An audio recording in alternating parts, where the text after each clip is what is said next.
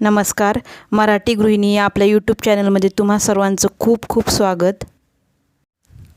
आज आपण सांडग्याची रस्सा भाजी कशी बनवायची ते बघणार आहोत.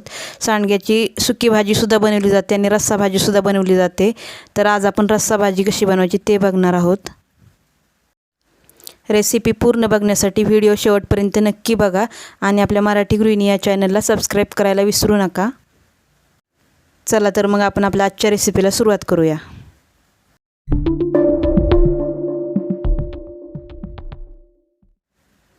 इथे आपण साहित्य बघूयात काय काय घेतले ते. इथे आपण हे सांडगे घेतलेत. हे मटकीच्या डाळीचे सांडगे आहेत.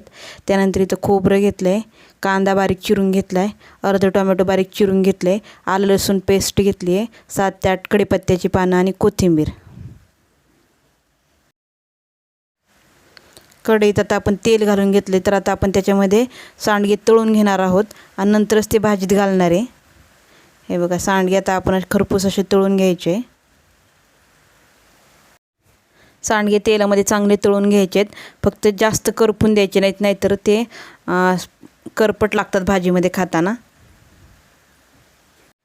सांडगे तळल्यामुळं काय होतं, त्याची चवसुद्धा चांगली येते आणि आपली सांडगे भाजीमध्ये विरघळत नाहीत.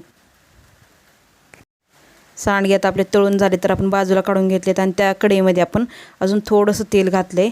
त्याच्यामध्ये मोहरी घातली, पाव चमचा जिरं घातलं आहे. त्यानंतर कढीपत्ता घालायचा आहे. जिरी, मोहरी आणि कढीपत्ता परतून झाल्यानंतर त्याच्यामध्ये बारीक चिरलेला कांदा घालायचा. कांदा या भाजीमध्ये खूप जास्त महत्त्वाचा आहे. कांदा या भाजीमध्ये जास्त प्रमाणात घालायचा, त्यामुळे त्याला खूप छान चव येते. सांडग्याची सुकी भाजी बनवताना फक्त कांदा, हळद, मीठ, तिखट एवढं जरी घालून सांडग्याची भाजी सुकी केली तरीसुद्धा त्याला खूप छान चव येते. त्यामुळेच कांदा हा सगळ्यात महत्त्वाचा आहे या भाजीमध्ये. कांदा आपल्याला सोनेरी रंगावर परतून घ्यायचा आहे. कांदा आपला परतून झाला आहे तर त्याच्यामध्ये आपण आलं लसूण पेस्ट घालून घ्यायची. आलं लसूण पेस्ट चांगली तिचा कच्चा वास जाईपर्यंत परतून घ्यायची आणि त्यानंतर आपण त्याच्यामध्ये बारीक चिरलेला टोमॅटो घालणार आहे. आता त्याच्यामध्ये बारीक चिरलेला टोमॅटो घालायचा आणि टोमॅटो चांगला मऊ होईपर्यंत आपण बारीक गॅसवरच परतून घेणार आहे. टोमॅटो आपला परतून झाला, त्याच्यामध्ये पाव चमचा हळद घालायची. हळद घातल्यानंतर थोडंसं परतून घ्यायचं आहे. त्यानंतर त्याच्यामध्ये चवीनुसार मीठ घालायचं आहे. त्यानंतर इथे मी 1 चमचा घरगुती मसाला घातला आहे. हा कांदा लसूण मसाला आहे, घरी बनवलेला. त्यानंतर बारीक चिरलेली कोथिंबीर घालायची. सर्व साहित्य व्यवस्थित मिक्स करून 2 मिनटं परतून घ्यायचे.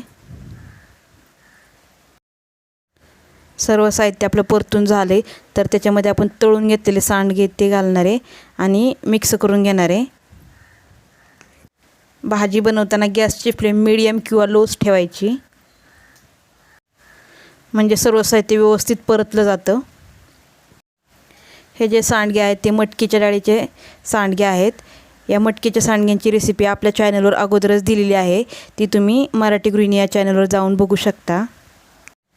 आपण जे खोबरं घेतलं होतं ते आपण भाजून त्याचा अशा पद्धतीने बारीक कूट बनवला आहे आणि तो कूट आपण आता भाजीमध्ये घातला आहे.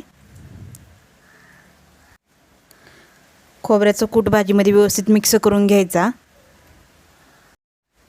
भाजी आता आपली परतून झाली. आपण त्याच्यामध्ये अंदाजानुसार पाणी घालायचं आहे. इथे मी 2 ग्लास पाणी घातले, कारण भाजी मला भाकरीबरोबर आणि भाताबरोबर दोन्हीबरोबर लागणार, त्यामुळे मी रस्सा थोडा जास्त बनवणार आहे. तुम्ही तुमच्या अंदाजानुसार रस्सा कमी जास्त करू शकता. आता मोठ्या गॅसवर भाजीला एक उकळी काढून घ्यायची आणि त्यानंतर 10 ते 12 मिनटं बारीक गॅसवर मंद आचेवर आपल्याला भाजी शिजवून घ्यायची आहे. त्याच्यापेक्षा जास्त आपल्याला शिजवायची नाही, नाही तर सांडग्याचा गाळ झाल्यानंतर भाजी पूर्ण आपली घट्ट होते. सांडग्याला शिजण्यासाठी 10 ते 12 मिनटांचा वेळ पुरेसा आहे. सांडग्याची रस्सा भाजी आपली आता तयार झालेली आहे. ही सांडग्याची रस्सा भाजी आपण भाकरीबरोबर खाऊ शकतो, चपातीबरोबर, भाताबरोबर सुद्धा याचा रस्सा खूप छान लागतो चवीला. एकदा ही सांडग्यांची भाजी नक्की ट्राय करून बघा. तुम्हाला जर भाजी थोडीशी दाटसर हवी असेल किंवा मिळून येण्यासाठी त्याच्यामध्ये तुम्ही आपलं ज्वारीचं पीठ थोडंसं घालू शकता किंवा मग भाजलेल्या शेंगण्याचं कूटसुद्धा घालू शकतो आपण. आजची सांडग्यांची रस्सा भाजीची रेसिपी तुम्हाला कशी वाटली कमेंट करून नक्की सांगा. आणि आपल्या मराठी गृहिणी या चॅनलला लाईक करा, शेअर करा आणि सबस्क्राईब करा. भेटूया पुढच्या व्हिडिओमध्ये नवीन रेसिपीसह. थँक्यू.